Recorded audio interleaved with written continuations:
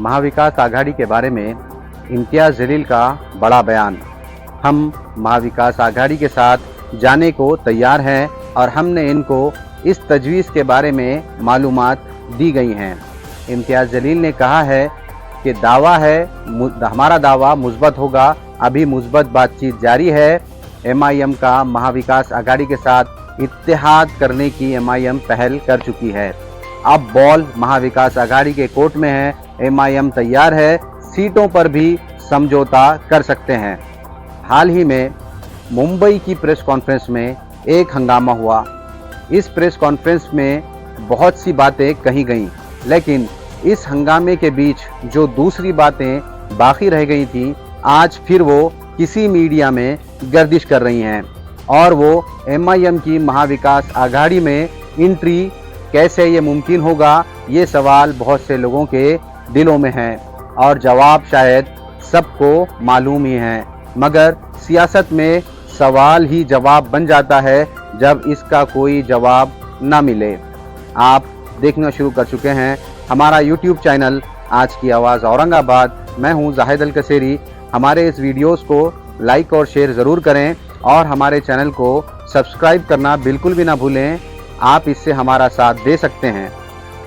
MIM के रियासती सदर और साबिक MP इम्तियाज़ जलील ने बताया है कि महाविकास आघाड़ी को एक साथ लड़ने की तजवीज़ दी गई है। हम महाविकास आघाड़ी के साथ जाने को तैयार हैं। इन्होंने ये भी बताया कि वो वोटों की तकसीम से बचने के लिए महाविकास आघाड़ी के साथ जाने को तैयार हैं और इस सिलसिले में मुस्बत बातचीत जारी है।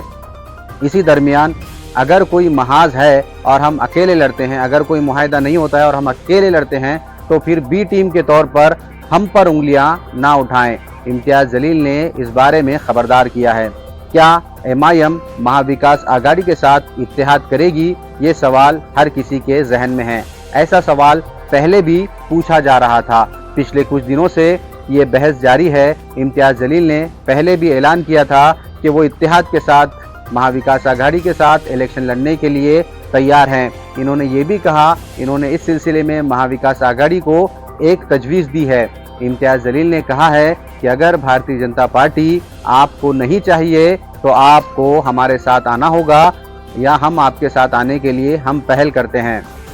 उन्होंने ये इस बारे में ये भी कहा है कि अब सियासत का रुख बदल चुका है। अब कांग्रेस और शिवसेना में भी इत्तेहाद हो चुका है। जब सियासत इतनी बदल चुकी है तो हम क्यों नहीं, MIM आपके साथ क्यों नहीं आ सकती। लेकिन अगर आप हमारे साथ चलने को तैयार नहीं हैं तो हम अकेले इलेक्शन लड़ेंगे। फिर मुझ पर उंगलियां ना उठाएं और ना ही मुझ पर BJP की B टीम होने का इल्ज़ाम लगाएं।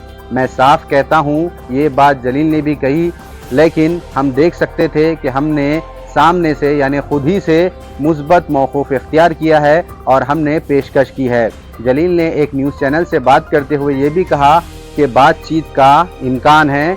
ऐसा हो सकता है कि हम महाविकास आघाड़ी के साथ इत्तेहाद करें।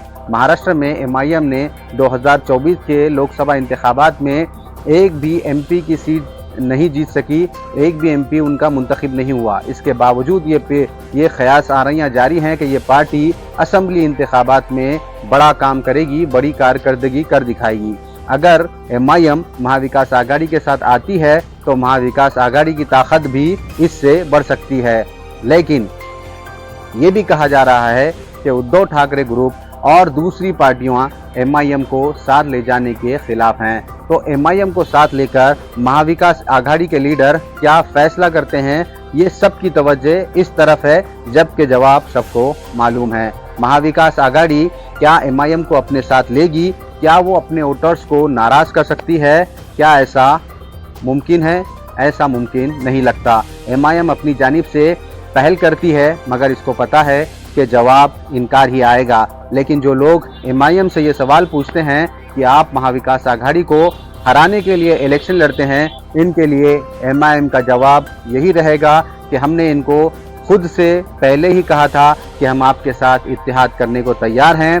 अगर आप हमें साथ लेते हैं तो हम आपके साथ मिलकर इलेक्शन लड़ेंगे। अगर आप हमें साथ नहीं लेते हैं तो हम खुद इलेक्शन लड़ेंगे, फिर आपको नुकसान हो सकता है, इससे बीजेपी को फायदा होगा। यही मौक़िफ़ पर एमआईएम रहेगी। दूसरी जारी महाविकास आघाड़ी एमआईएम पर इल्ज़ाम लगाती है कि वो बी टीम है, मगर जब वो खुद से आना चाहती है, एमआईएम जब खुद से आना चाहती है तो साथ उनको लिया नहीं जाता। फिर इल्ज़ाम किस बुनियाद पर लगाया जाता है? हर पार्टी इत्तेहाद कर सकती है तो एमआईएम क्यों नहीं? ऐसा सवाल एमआईएम के ख़ीमे पर होता रहता है। इलेक्शन सर पर हैं, हर पार्टी अपनी तैयारी में लगी हुई है।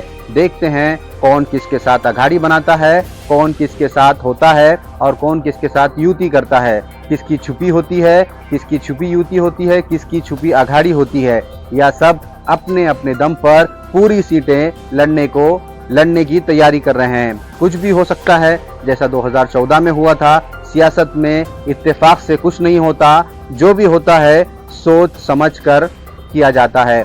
आप देख रहे थे हमारा YouTube चैनल आज की आवाज़ औरंगाबाद। मैं हूं जाहिद अल कसेरी।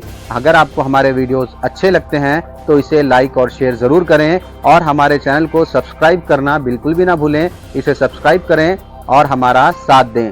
बहुत बहुत शुक्रिया।